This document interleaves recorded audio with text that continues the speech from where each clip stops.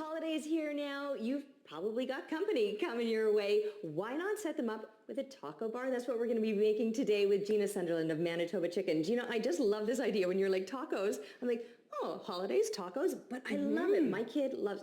Who am I kidding? My kid, I love tacos. Everybody loves tacos. Yeah, they're so delicious. They're so easy. There's minimal prep.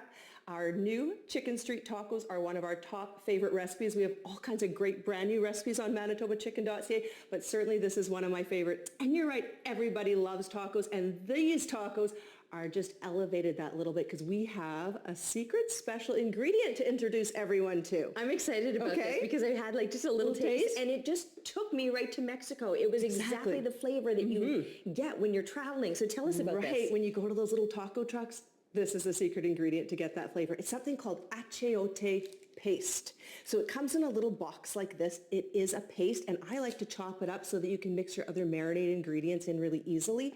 You can also find it as a liquid. Okay. I still like to add a little bit of citrus in that to thin it out if you're going to buy the liquid, but it's a beautiful ingredient that you can get at any Latin American grocery store or at the international section of any of your larger grocery stores. It's commonly used in Central and South American and Mexican cuisines, and you will see why. Yeah, it's like I said, as soon as that flavor hits your tongue, you're like, oh, it's delicious. Yeah, so it makes a beautiful marinade or a rub, and we're just going to add a few ingredients to elevate it a bit. So we've got 3/4 of a cup of orange juice. I'm just going to get you to whisk. We've got a teaspoon of lime juice, and then some of my favorite spices, just half a teaspoon of oregano, half a teaspoon of cumin.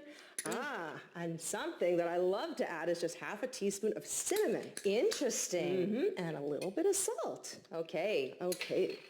So I chop that paste really fine because it does take a little time to dissolve. And I like to But the citrus will help with that, right? It will completely help with that. You can add a little citrus, a little vinegar, and I love to make this in advance. So it can marinate for as little as 30 minutes, but my favorite thing to do is marinate it overnight. Let that flavor infuse.